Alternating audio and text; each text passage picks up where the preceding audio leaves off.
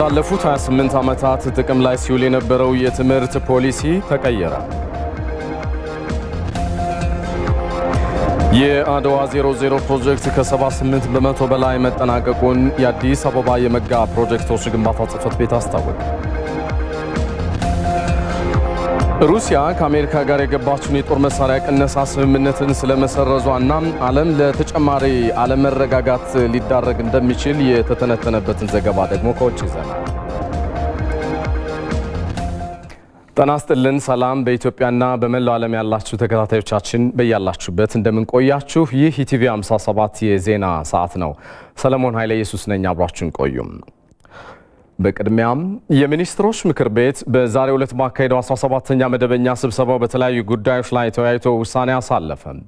ምክር ቤቱ በቅድሚያ የተወያየው በትምህርት ስልጠናና ጥራት ረቂቅ ፖሊሲ ላይ ሲሆን በስራ ላይ ያለው ፖሊሲ ላለፉት 28 ዓመታት ማሻሻያ ሳይደረግበት መቆየቱ ስራ ፈጣሪ ዜጎችን ከማፍራት የቴክኖሎጂና የፈጠራ ስራዎችን ከማበረታታት እንደዚሁም ሀገር በቀል ዕውቀትን መዘንጋቱ ሀገራዊ ተጠቃሚነትን ከማረጋገጥ አኳያ ሰፊ ክፍተቶች የነበሩበት ነው ተብሏል።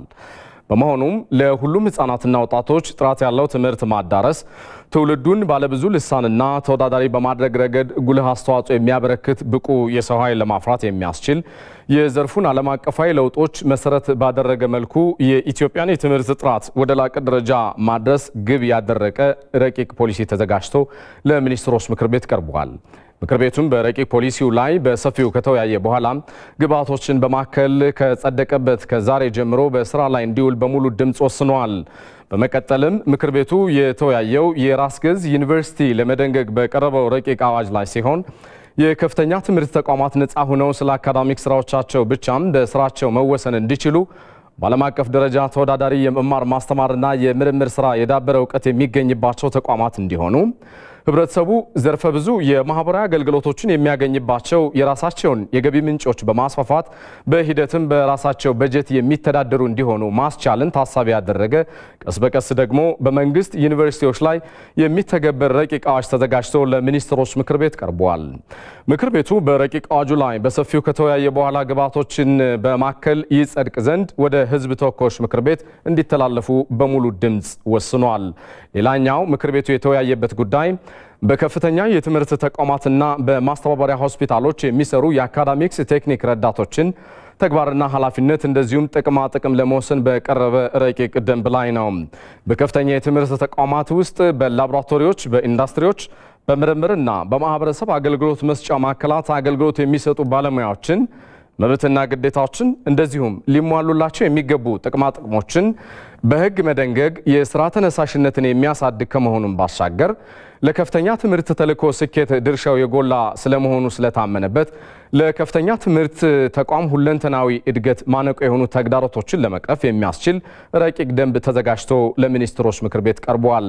ምክር ቤቱም በቀረበው ረቂቅ ደንብ ላይ በሰፊው ከተወያየ በኋላ ግብዓቶችን በማከል በነጋሪት ጋዜጣ ታትሞ ከወጣበት ቀን ጀምሮ በስራ ላይ እንዲውል በሙሉ ድምጽ ወስኗል። በመጨረሻም ምክር ቤቱ የተወያየው በከፍተኛ ትምህርት ቴክኒክና ሙያ ስልጠና በምርምር ተቋማትና በኢንዱስትሪ ትስስር ረቂቅ አዋጅ ላይ ሲሆን የከፍተኛ ትምህርት ተቋማት ከኢንዱስትሪዎች ጋር በመተሳሰር በእውቀትና በክህሎት የጎለበተም ገበያው የሚፈልገውን የሰለጠነ የሰው ኃይል ለማፍራት ያደረጓቸው ጥረቶች በተግዳሮቶች የታጠሩና የሚጠበቅባቸውን ውጤት ሁሉ ያላስመዘገቡ በመሆኑ ይህንን ትስስር በህግ ማዕቀፍ ከፍ በማድረግ ከኢንዱስትሪው ጋር የሚመሰረተው ትስስር የእውቀት ሽግግር መሰረትን ያደረገ እንዲሆን ለብዝሃ ኢኮኖሚ እድገት አስተዋጽኦም እንዲያበረክት የሚያስችል ከመሆኑም በላይ ችግር ፈቺ ምርምር እንዲያከናውኑ አስተማማኝ የገቢ ምንጭ እንዲኖራቸውና ተወዳዳሪ ሆነው እንዲገኙ የሁሉንም ባለድርሻ አካላት መብትና ግዴታዎች መደንገግ አስፈላጊ ሆኖ በመገኘቱ ረቂቅ አዋጁ ተዘጋጅቶ ቀርቧል። ምክር ቤቱም በረቂቅ አዋጆቹ ላይ በሰፊው ከተወያየ በኋላ ግብዓቶችን በማከል ይጸድቅ ዘንድ ወደ ህዝብ ተወካዮች ምክር ቤት እንዲተላለፍ በሙሉ ድምጽ ወስኗል።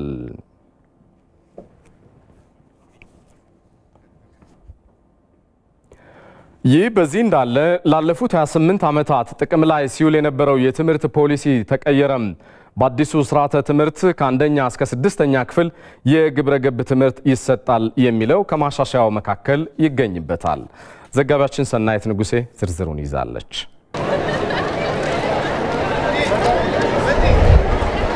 አዲሱ ስርዓተ ትምህርት በመባል የሚታወቀውና ባለፉት 28 ዓመታት ጥቅም ላይ ሲውል የነበረውን የትምህርት ፖሊሲ ማሻሻል ያስፈልገው ሀገሪቷ የምትፈልገውን ብቁና በቂ የሰው ኃይል በማፍራት በኩል ውስንነቶች በመኖራቸው መሆኑ ተገልጿል።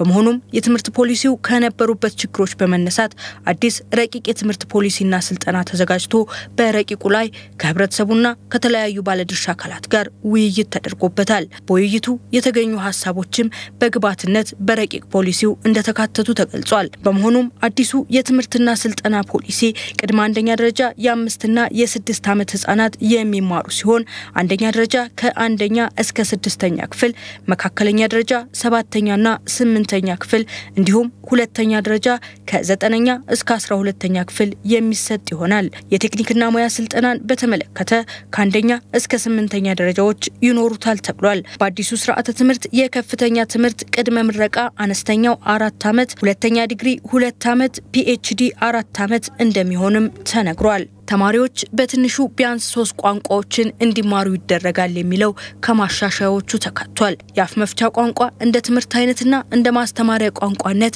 ከቅድመ አንደኛ ደረጃ ጀምሮ የሚሰጥ ይሆናል ተብሏል።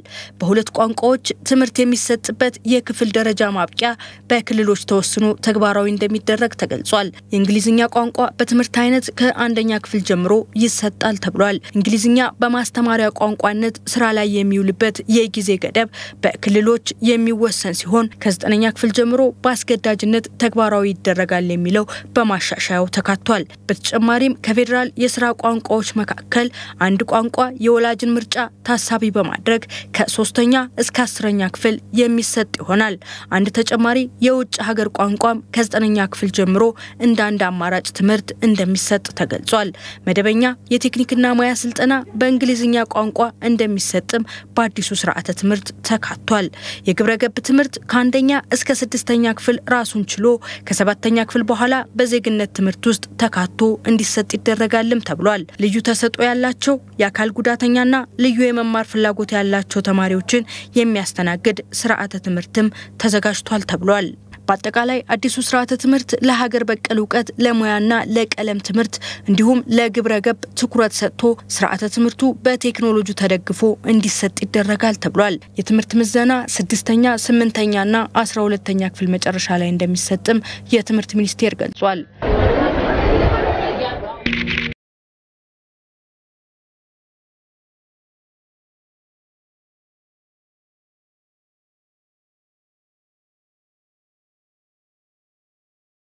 ተመልሰናል። የተወደዳችሁ አሁን ደግሞ የፊታችን ሐሙስ የሚከበረውን የአድዋ ድል በዓል አስመልክተን ወደ አጠናቀርናቸው ዘገባዎች ይሻገራሉ። የአድዋ 00 ፕሮጀክት ከ78 በመቶ በላይ መጠናቀቁን የአዲስ አበባ የሜጋ ፕሮጀክቶች ግንባታ ጽፈት ቤት አስታወቀ።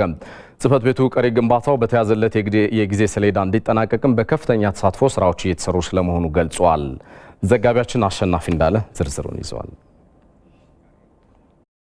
በኢትዮጵያ ኮንስትራክሽን ህንጻ ዲዛይን ቁጥጥር ስራዎች ኮርፖሬሽን አማካሪነትና በቻይናው ጂያንግሱ ኢንተርናሽናል ተቋራጭነት መስከረም 19 2012 የተጀመረው የአድዋ 00 ፕሮጀክት በአዲስ አበባ ከተማ አስተዳደር የትላልቅ ፕሮጀክቶች ግንባታ ጽፈት ቤት እየተገነቡ ከሚገኙ ፕሮጀክቶች መካከል አንደኛው ነው። ግንባታው አድዋን ለመዘከርና ታሪክን ለማቆየት ዓላማ ተደርጎ እየተሰራ መሆኑ የተገለጸ ሲሆን በውስጡም የተለያዩ አገልግሎቶች የሚሰጥበት ነው። ከአውቶቡስ ተርሚናል ጀምሮ እስከ ሲኒማ ያለው ውስጡ አለ።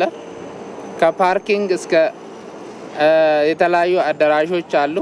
በዋናነት ግን የአድዋ ሙዚየም ማዕከል ሆኖ የሚያገለግልና አድዋን ታሪካችንን ያኔ የነበረውን ታሪክ የሚገልጽ ከዛን ጊዜ ጀምሮ እስከ ዛሬ ያለውን ታሪክ መግለጽ በሚችል መልኩ እንደውም የወደፊት ኢትዮጵያ ምን ትሆናለች የሚለውን የሚያመላክት በውስጡ ሰፋ ያለ ይዘት ያለው ፕሮጀክት ነው። አሁን ላይ በተለያዩ ጣውረዶች ውስጥም ቢሆን ፕሮጀክቱን 78 በመቶ ተጠናቋል የተባለ ሲሆን ይህ እንዲሳካም በከፍተኛ ተሳትፎ ስራዎች እየተሰሩ መሆናቸው ተገልጿል። አገልግሎት በሚቀጥለው ጥቅምት ውስጥ ተጠናቆ አገልግሎት ሙሉ በሙሉ መስጠት ይችላል። ይህ ፕሮጀክት አሁን ያለበት ደረጃ 78.2% ላይ ደርሷል። በተለያዩ ምክንያቶች ግንባታው የዘገየ ቢሆንም አሁን በከፍተኛ ጥረት እየተሰራ ነው። ከውጭ የሚገቡ በርካታ የግንባታ ዕቃዎችን በመጠየቁ ከዚህ ቀደም በተያዘለት ጊዜ መጠናቀቅ ሳይችል እንደቀረም ተጠቁሟል። ሰፊ የሆነ ከውጭ የሚገቡ ዕቃዎችን ወይ ደግሞ የግንባታ ግብአቶችን የሚፈልግ ስለሆነ በኮቪድ ምክንያት የሎጂስቲክ ቼኑ ላይ ችግር ስለነበረ ከቻይና ኤምባሲ ጋር በመነጋገር ያ ልባት አግኝቶ አሁን ዕቃዎቹ ሙሉ በሙሉ እየገቡ ያለበት ሁኔታ ነው ያለው። ስራውም እንደምታዩት በጣም እየተፋጠነ ነው ያለው። በዛ መሰረት ፕሮጀክቱ ትንሽ ሊዘጋ ይችላል። ፕሮጀክቱ በውስጡ ሙዚየም፣ ምክር ቤትና 3 የመሰብሰቢያ አዳራሾች፣ ቤተ መጻሕፍት፣ አምፊ ቲያትር፣ ፏፏቴዎች፣ ኤግዚቢሽኖች፣ የስነ ጥበብ ጋለሪን ያካተተ መሆኑን ተገልጿል። የተወደዳችሁ እዚህ ጉዳይ ላይ እንቆያለን። በጉዳዩ ዙሪያ ተጨማሪ ምላሽና ማብራሪያ ይሰጡን ዘንድ እንግዳ ጋብዘናል። እንግዳችን በአዲስ አበባ ከተማ አስተዳደር የሜጋ ፕሮጀክቶች ጽህፈት ቤት ዋና ስራ አስኪያጅ ኢንጂነር ደቦቱንካ ናቸው። መጠነኛ ቆይታ ይኖረኛል። ኢንጂነር ለጊዜው አብዝቼ ነው የማመሰግነው። በጣም አመሰግናለሁ። የአድዋ 00 ፕሮጀክት ሲባል ከስያሜው መደናገርን እንዳይፈጥር በሚል ስያሜው እንደምን ተመረጠ? ምን ማለት ነው ከሚለው እስኪ እንጀምር። አድዋ 00 የሚለው የኢትዮጵያ ሁሉም ቦታ መነሻ እምብርት ማለት ነው። ሌላ ምንም ትርጉም የለው። የኢትዮጵያ እምብርት ሆኖ በተለያየ አቅጣጫ የሚደረጉ ጉዞዎች ከዚህ የሚጀምሩ መሆናቸውን ለማሳየት ነው። ከዚህ ፕሮጀክት ጋር ተያይዞ ደግሞ የአድዋ ጉዞ ከዚህ ነው የጀመረው። ከእያንዳንዱ ካለበት ከኢትዮጵያ መልክዓ ምድራዊ ገጽታ በመተመም ከዚህ ቦታ ላይ የነጋሪት ጉሰማ ተደርጎ አዋጁን ወስዶ ወደ ጦር ግንባሩ የዘመተበት የመነሻ ቦታ ተብሎ መሰየም ይችላል። 00 የሚለው መለኪያው ከዚህ ነው የሚጀምረው ጉዞ። ትግሉ ከዚህ የተጠነሰሰና ከዚህ ታቅዶ የወጣ በነጋሪት ጉሰማ የታወጀ መነሻውን እዚህ ያደረገ ማለት ነው። መነሻውን በታሪክ ለማስደገፍ የታሰበ ግሩም ነው። እስኪ እዚህ ላይ እንደምናየው እንግዲህ ግንባታው የተለያዩ ክፍሎች የተለያዩ ገጽታዎችም አሉትና በስሩ የያዛቸው ምናልባት የአድዋን ታሪክ የአድዋን ገጽታ አድዋ በተለይ ሊሰጥ የሚችለውን ወካይ ቅርጽ በማሳየት ረገድ ምን ያመላክታል? እዚህ ላይ ጥሩ እንግዲህ ዲዛይኑ በሚሰራበት ጊዜ የአድዋን ተራሮች ተምሳሌትነት የሚያሳዩ የአድዋን ተምሳሌት ለማሳየት ደግሞ አስቸጋሪ ጉዞ ውስጥ ማለፍ እንደሚቻል እነዚህ ደረጃዎች ዘግራንድ ስቴር ነው የሚባለው። ከዚህ ጀምሮ ፊት ለፊቱ ላይ በዋናው ህንፃ ላይ ስንመለከት ከታክሲ ማቆሚያዎቹ ፊት ለፊት በትልቁ ያለና በአራዳ ህንፃው ፊት ለፊት ደግሞ ወደ ውስጥ የሚያስገባ አድካሚ መሆኑን ተራሮቹን የሚያሳይ በየደረጃው ከ4-5 ደረጃዎች በላይ ተንጠላጥሎ መሄድን የሚፈልግ አቅጣጫ የሚያሳይ ነው። ሌሎቹ እዛ ውስጥ ከገባን በኋላ በምንገባበት በር ላይ ከግራና ከቀኝ የጋሻና ጦር ምልክቶች እንደዚሁም በዛ ጊዜ የጦሩን መሪ የነበሩ ጀግኖችና የጦር መሪዎችን በሚያሳይ የኢትዮጵያን አጠቃላይ ገጽታ በማሳየትና የሴቶች የእቴጌ ጣይቱን ዋና የጦር መሪነት ቦታ የሚያሳዩ የውሃ ቦታዎችንም ጭምር ያካተተ ከዛም አልፎ ደግሞ በተለያዩ በምስራቅ በምዕራብ የፈረሰኞች በር እያልን የምንሄድ ነው። እዚህ አካባቢ አሁን የሚታየው የአድዋ ማክበሪያ እቺ ምስሏ ወደ ኋላ ብትመለስ ምናልባት ወደ ኋላ ከመለሰልን እዚሁ ኢንጂነር አያይዘው እንዲገልጹልን ለምሳሌ ሙዚየሞች ምናልባት የአድዋ ጦርነት ሲነሳ ያው ሁሉም አፍሪካውያን ነፃ እንዲወጡ ትግል የተደረገበት ውጤት የመጣበት እንደመሆኑ መጠን እዚህ ላይ እስኪ ያሳይ ያለው ምናልባት እንግዲህ ትልቁ የአድዋ የጥቁር ህዝቦች ኩራት ነው ምንለው።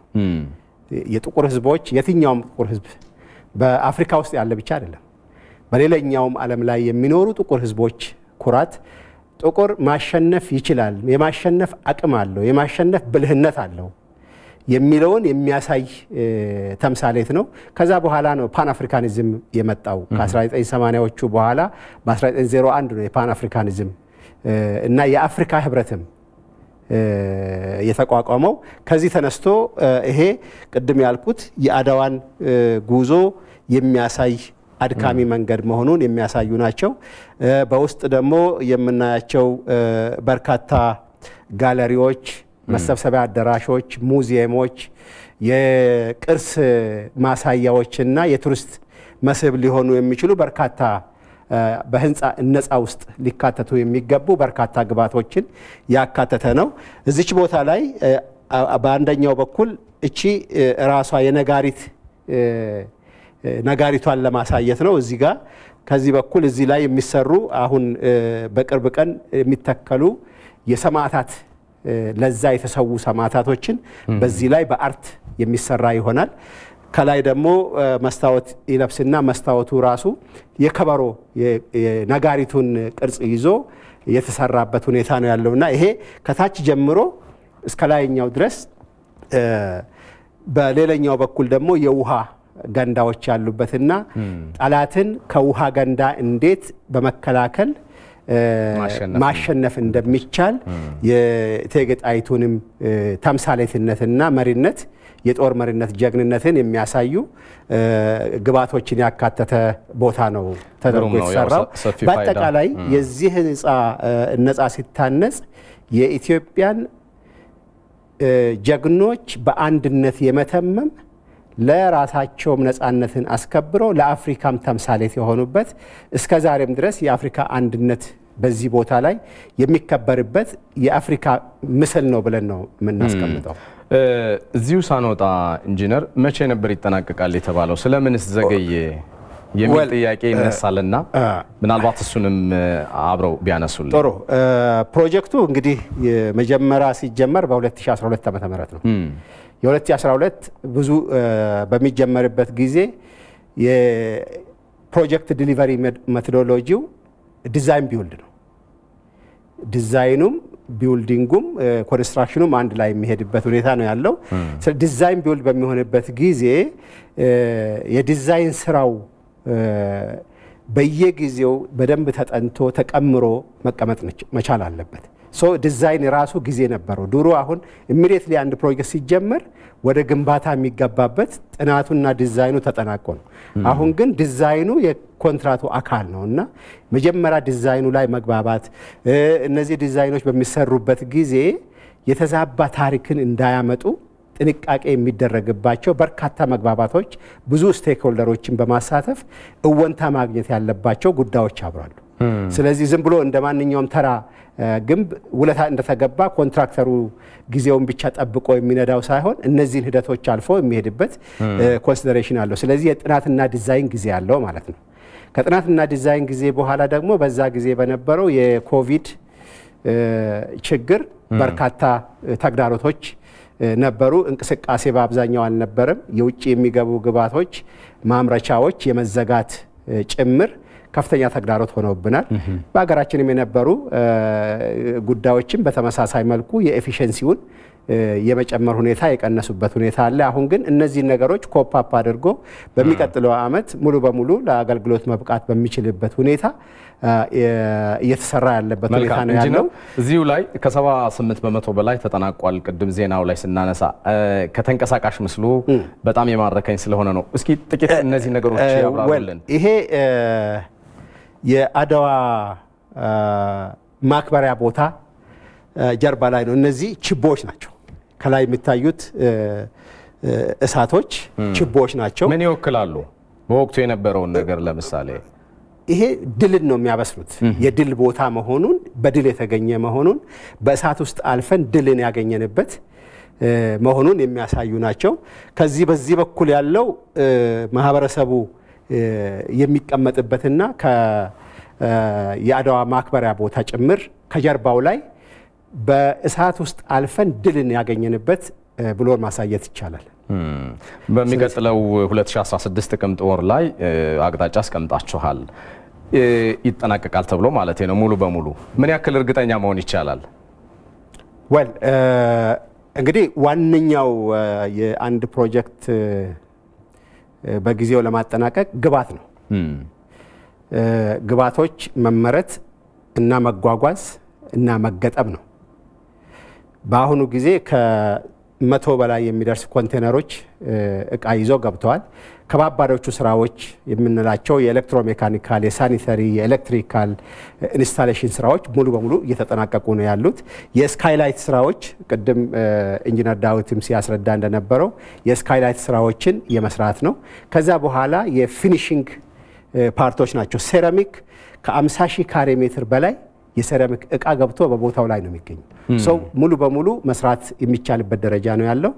አሁን ካሉን 3 ፍሎሮች ውስጥ የመኪና ማቆሚያው 2 ፍሎር ሙሉ በሙሉ ተጠናቋል። ስለዚህ እነኚህ ጊዜ የሚወስዱ ጉዳዮች በማጠናቀቅ የሚገጣጠሙ አካሎችን ብቻ ነው ከዚህ በኋላ የምናመጣውና ተመርተዋል። ፓኬጅ ውስጥ ናቸው። በቅርብ ጊዜ ይገባሉ። እነዚህ በሚገቡበት ጊዜ የኢንስታሌሽን ስራ ነው የሚጠብቀን። ኢንስታሌሽኑ ደግሞ በቂ የሰው ኃይል በዚህ የተካነ ስለሆነ መስራት ይቻላል ብለን ነው የምናስበው። እንግዲህ እንደ ፈጣሪ ፍቃድ እንጨርሳለን የሚል እቅድ ይዘን ነው እየተንቀሳቀስን ያለነውና በሚቀጥለው አመት ሙሉ በሙሉ ተጠናቀው ለህዝብ ክፍት የሚሆንበት እሳቤ ይዘን ነው እየሰራን ያለነው። ይሄን ተንቀሳቃሽ ምስል ሲያይ መቼም እኔን ጨምሮ መላ ኢትዮጵያ በጣም በአዲስ ድል በተቀመጠበት ጊዜ እንዲጠናቀቅ ሁላችንም ተስፋለን። የአዲስ አበባ ከተማ አስተዳደር የሜጋ ፕሮጀክቶች ጽህፈት ቤት ዋና ስራ አስኪያጅ ኢንጂነር ደቦቶንካ እዚህ ስቱዲዮአችን ተገኝተው ምላሽና ማብራሪያ ስለሰጡኝ በተመልካቾች ስም አብዝቼ ነው የማመሰግነው። በድጋሚ አመሰግናለሁ። በጣም መልካም ጊዜ ይሁንላችሁ። መልካም አመት በዓል እንዲሆን እመኛለሁ። በዚህ አጋጣሚ ክቡራትና ክቡራን የሐራጅ ማስታወቂያ የባንካችን ተበዳሪ የሆኑት አቶ ተወልደ ግዳይ የወሰዱትን የብድር ገንዘብ በውሉ መሰረት ባለመክፈላቸው ለብድሩ መክፈል በዋስትና የተሰጠውና በገላን ከተማ ውስጥ የሚገኝ ለፋብሪካና ለማከማቻ ወይም ስቶር አገልግሎት የሚውሉ ግንባታዎች እንዲሁም የተለያዩ የኤሌክትሪክ ሽቦና የኤሌክትሪክ ገመድ ማምረቻ ማሽነሪዎች ኤሌክትሪክ ዋየር ኤንድ ኬብል ማኒፋክቸሪንግ ማሽነሪ በአዋጅ ቁጥር 97/90 እና 1147/2011 መሰረት በመነሻ ዋጋ ብር 878 ሚሊዮን 505,917 ብር ከ36 ሳንቲም ለጨረታ የቀረበ ሲሆን ሐራጁ የካቲት 22 ቀን 2015 ዓ.ም ጠዋት 3 ሰዓት እስከ 4 ሰዓት ልደታ ከፍተኛ ፍርድ ቤት አካባቢ በሚገኘው የኢትዮጵያ ንግድ ባንክ ዛጎይ ህንጻ 8ኛ ፎቅ ላይ ይከናወናል።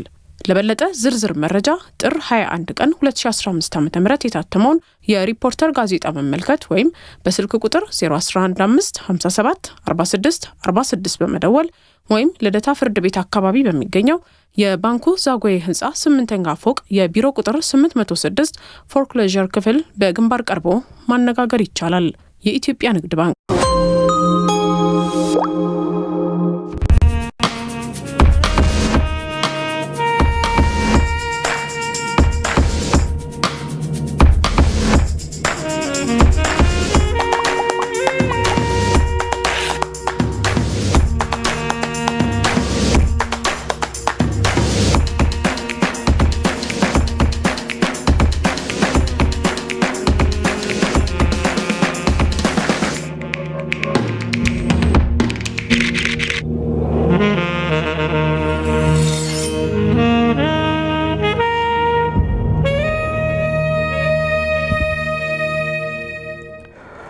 ተመልሰናል። የተወደዳችሁ በያላችሁበት ኢቲቪ ዜና 57ን እየተከታተላችሁ ነው። ከዚህ ከኢትዮጵያ ቴሌቪዥን ዋናው ስቱዲዮ አድዋን የተመለከቱ ዘገባዎቻችንም ይቀጥላሉ። ኢትዮጵያ በዚሁ በአድዋ ጦርነት ያስመዘገበችው ድል ከራሷ አልፎ ለጥቁር ሕዝቦች ሁሉ ያበረከተ የታሪክ ክስተት ስለመሆኑ የፖለቲካል ሳይንስ ምሁራን ይናገራሉ። የተመዘገበው ይሄው ድል ታዲያ ኢትዮጵያ በዓለም አደባባይ የዲፕሎማሲ መድረኮች ያላትን ተሰሚነትም ከፍ እንዳደረገው ይገለጻል። ዘጋቢያችን መቅደላይ ደረጀ በጉዳዩ ዙሪያ ተከታዩን ይዛለች። የአድዋ ድል ጥቁሮች ለመጀመሪያ ጊዜ ነጮችን ያሸነፉበት ያንበረከኩበት ዘመናዊ ሽሬ የኢትዮጵያ ደማቅ ታሪክ ነው። አድዋ ላይ ኢትዮጵያ ያገኘችው አሸናፊነት የብቻዋ ሳይሆን ለሌሎች አፍሪካ ሀገራት ተምሳሌት የሆነ የጥቁር ህዝቦች ድል ነው።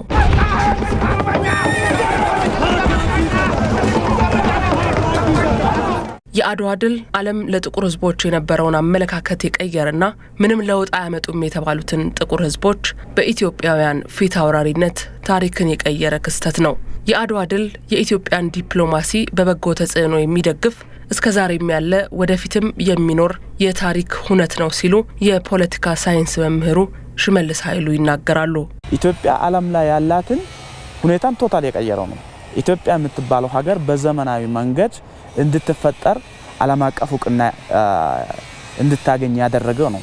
ከአድዋ ጦርነት መጨረሻ ማግስት ኢሚዲየትሊ ጣሊያን ጭምር ኢትዮጵያን ለመግዛት የመጣችው ኢትዮጵያ እንደ ሉዓላዊ ሀገር እንደሆነች ዕውቅና የሰጠችው ነው። ከዛ በኋላ እንግሊዝ፣ ፈረንሳይ፣ ጀርመኒ፣ አሜሪካ ሁሉ ኢትዮጵያ እንደ ዘመናዊ ሀገር ቆጥሮ ከአውሮፓውያን እኩል ቆጥሮ ዕውቅና ሰጥቶ ኢትዮጵያ ውስጥ ኤምባሲን በዘመናዊ መንገድ ከፍቶ ኢትዮጵያ ሉዓላዊነቷን ያረጋገጠችበት ዓለም አቀፋዊ ዕውቅና ሪኮግኒሽን የምንለው ዛሬ ዘመናዊ ሀገራት መገለጫ ውስጥ ትልቁ የሆነውን ዕውቅና ያገኘችበት ነው። በወቅቱ ከዘመናቸው ቀድሞ የነቁት ንጉስ ዳግማዊ አጼ ሚኒሊክ እቴጌ ጣይቱና ሌሎች ጀግኖች አርበኞች ቅኝ ለመግዛት አሰፍስፎ የመጣውን ጣሊያን በሚገባ ቀጥተው መመለሳቸው ኢትዮጵያ ባህል ታሪኳንና ቋንቋዋን አስጠብቃ እንድትኖር አድርጓታል ይላሉ። ከ50 ምናምን የአፍሪካ ሀገራት 49 የአፍሪካ ሀገራት የብሔራዊ ቋንቋ የመንግስት የሥራ ቋንቋ የሚካሄደው በአውሮፓውያን ቋንቋ ነው። ለምሳሌ ወደ 20 የሚሆኑት እንግሊዘኛ ነው ፈረንሳይኛ ነው የሚጠቀሙት፣ ወደ 21 የሚሆኑት እንግሊዘኛ ነው የሚጠቀሙት፣ ወደ 5 የሚሆኑት አፍሪካ ሀገራት ፖርቹጊዝ ነው የሚጠቀሙት፣ 2 ሀገራት ፍሬንችና እንግሊዘኛን አንድ ላይ አድርጎ ስለዚህ 49 የሚሆኑት በውጭ ቋንቋ ነው ዛሬ የሚያገለግሉት። ኢትዮጵያ ከዚህ ነው ነፃ የሆነችው። ዲፕሎማሲ ትሩፋት ነው። የአድዋ ትሩፋት ነው። የዛሬን ደጃፍ ለመርገጥ በታሪክ ምንጣፍ መጓዝ ግድ ነውና የአድዋ ድል ኢትዮጵያ እስከዛሬ በአፍሪካ መድረክ ላላት ተሰሚነት የዲፕሎማሲ ሚናው ቀላል የሚባል አይደለም ሲሉ የፖለቲካ ሳይንስ መምህሩ ሽመልስ ኃይሉ ያስረዳሉ። ኢትዮጵያ ሉዓላዊነቷን የምታስከብር ለአንድነት ለዓለም ሰላምና ጸጥታ የምትቆም ራሷን ደህንነት ደግሞ በራሷ ህዝብ የምታስከብር መሆኗ በጎ ተጽዕኖ ነው። ስለዚህ በአድዋ ምክንያት ነው ኢትዮጵያ አፍሪካ ላይ በጎ ተጽዕኖ ፈጥራ ከአድዋ ጊዜ ጀምሮ እስከዛሬ ኢትዮጵያ ክሪቲካል የሆኑ ወሳኝ የሆኑ ጉዳይ ላይ የአፍሪካን የዲፕሎማሲ ድጋፍ ጠይቃ አታጣቅም። ይሄ አንዱ ትሩፋት ከየት ነው መጣ? ከአድዋ በጎ ተጽዕኖ። አይነታቸው ይለያይ እንጂ በየዘመናቱ በተለያዩ ፈተናዎች የምትፈተነው ኢትዮጵያ የሀገር ግዝፈት በገባቸው የሀገር መኖር ግድ በሚላቸው የከበሩ ልጆቿ ዛሬም ቀጥላለች።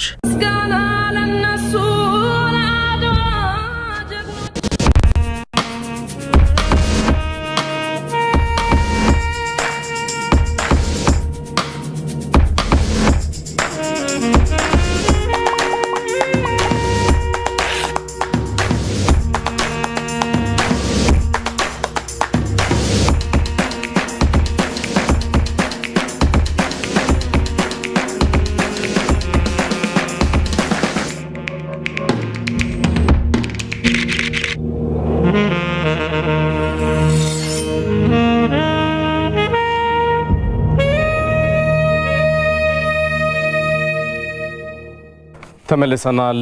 ኢቲቪ 57 ዜናችን ወደ ሌሎች ጉዳዮች ይሻገራል።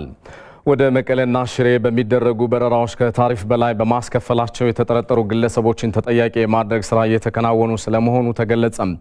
የኢትዮጵያ አየር መንገድ ከዚህ ከአዲስ አበባ ወደ መቀሌና ሽሬ በሚያደርጋቸው በረራዎች በአዲስ አበባና በመቀሌ ተመድበው የሚሰሩ አንዳንድ ባለሙያዎችና ከአየር መንገዱ ጋር የሚሰሩ ኤጀንቶች ጉዳይ እናስፈጽማለን ከሚሉ ግለሰቦች ጋር ተመሳጥረው ከተቀመጠው የክፍያ ታሪፍ በላይ ሲያስከፍሉ ስለተደረሰባቸው ተጠያቂ ማድረግ ስራ እየተከናወነ ስለመሆኑ ተገልጿል።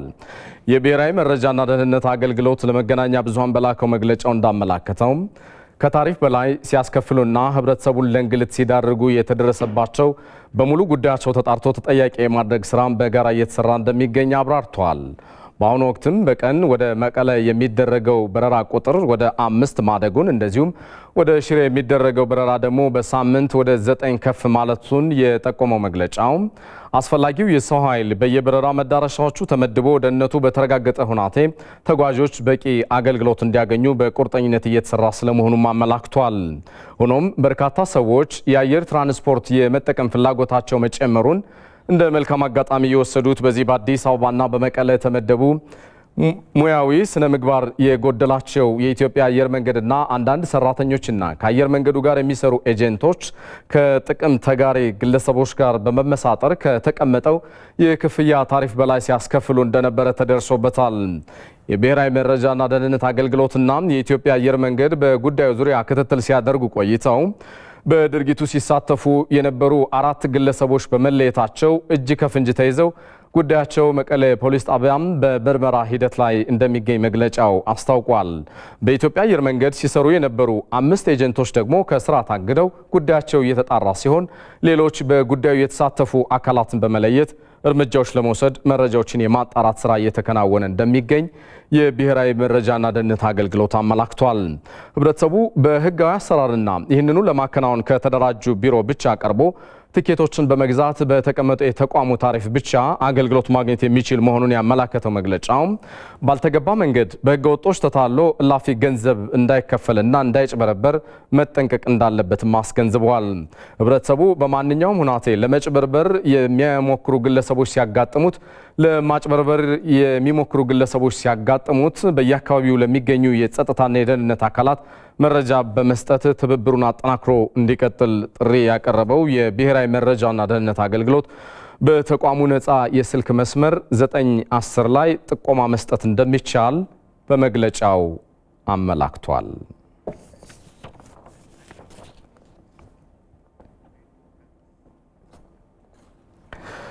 የአዲስ አበባ ከተማ ከንቲባ አዳነች አቤቤ ባለፉት 6 ወራት በሌብነትና ብልሹ አሰራር ጋር ተያይዞ የተጠረጠሩ ከ200 በላይ አመራሮችና ባለሙያዎች ተጠያቂ መደረጋቸውን አስታወቁም። የአዲስ አበባ ከተማ አስተዳደር ሌብነትና ብልሹ አሰራርን ለመታገል ሲባል ትኩረት ሰጥቶ እየሰራ እንደሚገኝም ከንቲባ አዳነች አቤቤ ገልጸዋል። ዘጋቢያችን ብርሃን ያየው ዝርዝር አለው። 2015 የበጀት ዓመት እንደ ሀገርም እንደ ከተማ አስተዳደርም ታላላቅ ተግዳሮቶችና ፈተናዎች ያጋጠሙበት ቢሆንም ፈተናዎቹና ተግዳሮቶችን በማለፍ በልማትና በመልካም አስተዳደር መስኮች በርካታ ውጤቶች የተመዘገቡበት ነው ብሏል የአዲስ አበባ ከተማ አስተዳደር። የከተማ አስተዳደሩ አመራሮች የበጀት ዓመቱን የመጀመሪያ 6 ወራት የዕቅድ አፈጻጸም ሲገመግሙ መልካም ውጤቶች የተመዘገበበት ነበር ብለዋል ከንቲባ አዳነች አቤቤ። በአዲስ አበባ ታሪክ ለመጀመሪያ ጊዜ ከ56 ቢሊዮን ብር በላይ ለካፒታል በጀት መድበን የካፒታል ፕሮጀክት የህዝቡን ጥያቄ መመለስ በሚያስችለው ደረጃ በፍጥነት በጥራት እንዲሰሩ ማድረግ ላይ ርብርብ አድርገናል። የልማት ስራዎችን በተመሳሳይ ትልልቅ ሜጋ ፕሮጀክቶች እየተሰሩ ናቸው። በዚህ ወር እንኳን የአድዋ ሙዚየም ፕሮጀክታችን እየደረሰ ነው ያለው። ወደ 10 ቢሊዮን ብር የሚገመት ደግሞ በከተማችን ስትራቴጂክ በሆነ መንገድ ለውጥ ሊያመጣ የሚችል የስራ ዕድል ፈጠራ መፍጠር ይኖርብናል ብለን ለመጀመሪያ ጊዜ በከተማችን ታሪክ ትልቅ ኢንዱስትሪ ክላስተር 93 ሄክታር መሬት ላይ አቃቂ ላይ እየገነባን ያለን። ሌብነትን በመዋጋት ረገድ ከ200 በላይ ሰዎች በቁጥጥር ስር መዋላቸውንም ገልጸዋል። ከ215 ሰው በላይ ለህግ ማቅረብ ችለናል። አሁን ክርክር ላይ ነው ያለነው ፍትህ ሚኒስተር ጋር በመሆን ማለት ነው። በተለያየ መንገድ ለምዝበራ የተዳረጉ የህዝቡን ንብረት ማስመለስ ይችላል። በተለይም 90 ሄክታር መሬት ያላግባብ ታጥረው ተይዘው የነበሩ መሬቱን ወደ ባንክ መመለስ፣ ከ25000 በላይ ሊመዘበሩ የነበሩ የመኖሪያ ቤቶችን ተናንቀን ማስመለስ ይችላል። በበጀት ዓመቱ ቀሪ ወራት የነዋሪውን ህብረተሰብ ተጠቃሚነት የሚያረጋግጡ ተግባራት ትኩረት ተሰጥቷቸው እንደሚሰሩም ከንቲባ አዳነች አቤቤ በአጽንኦት ገልጸዋል።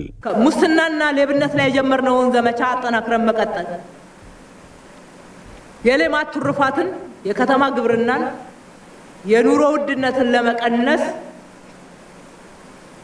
የምንጠቀመው ስትራቴጂ ስለሆነ ውጤታማ በሆነ ሁኔታ መምራትና ሶስተኛውን ዙር የ90 ቀን እቅድ እንጀምራለን። አመራሩ በማህበራዊና ኢኮኖሚያዊ መስኮች ለተመዘገቡ ውጤቶች አስተዋጽኦ እንዳበረከተ ሁሉ ህብረ ብሔራዊ ወንድማማችነትን ለማጠናከር ለተያዘው እሳቤም በትጋት መሰራት እንዳለበትም ተገልጿል። ህብረ ብሔራዊ ወንድማማችነትን እናጠናክራለን ሲባል በዚህ ሀገር ላይ ብዝህነትን ማስተናገድ ያልቻለች ሀገር በየትኛውም ጊዜ ዘላቂ ሰላም ማረጋገጥ አትችልም ብለን ደምድመናል። ጽንፈኝነትን ከብሔር፣ ጽንፈኝነትን ከሃይማኖት፣ ጽንፈኝነትን ከሌብነት፣ ጽንፈኝነትን ከእምነት፣ ከፖለቲካ እኔ ብቻ ከሚል እሳቤ አንስተን አንዱን አግለን አንዱን የምናቀርብበት ፖለቲካ ከሆነ በከፍተኛ ሁኔታ ይሄ ብልሽት ነው። የከተማ አስተዳደሩ አመራሮች ጽንፈኝነትና ብልሹ አሰራርን በመታገል ኢኮኖሚያዊና ማህበራዊ ልማትን ለማፋጠን ከመግባባት ላይ ደርሰው ግምገማቸውን አጠናቀዋል።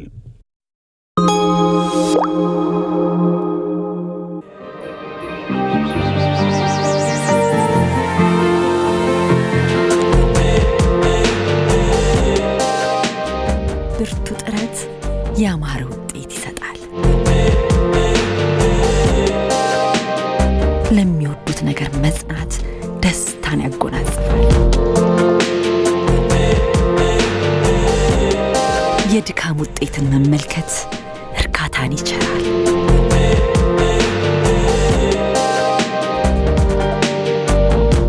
ብሩህ ተስፋን ለሰነቁ ብርታት ሆነናል። ከአንድ ክፍለ ዘመን በላይ ለስኬት ከተጉት ጋር አብረን ቆመናል።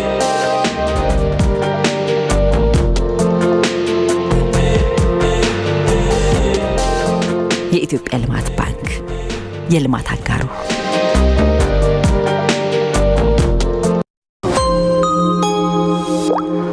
ተመልሰናል። እዚህ አዲስ አበባ ከሚገኘው የኢትዮጵያ ቴሌቪዥን ዋናው ስቱዲዮ በቀጥታ እየተላለፈላችሁ የሚገኘው የዛሬ ሰኞ ቲቪ 57 ዜናችን የውጭ የመረጥነው ጉዳይ ላይ ደርሷል። ሩሲያ ከአሜሪካ ጋር የገባችውን የጦር መሳሪያ ቅነሳ ስምምነት መሰረዟም ዓለምን ለተጨማሪ አለመረጋጋት ሊዳርግ እንደሚችል ተንታኞች ይገልጻሉ። ቀደም ሲል በነበሩት ዓመታት በአሜሪካና ሩሲያ መካከል በርካታ የጦር መሳሪያ ቅነሳ ስምምነት ቢፈጸሙም ሁሉም ተግባራዊ ሳይደረጉ ስለመሰረዛቸው ይፋ ተደርጓል። ተስፋዬ ጫኔ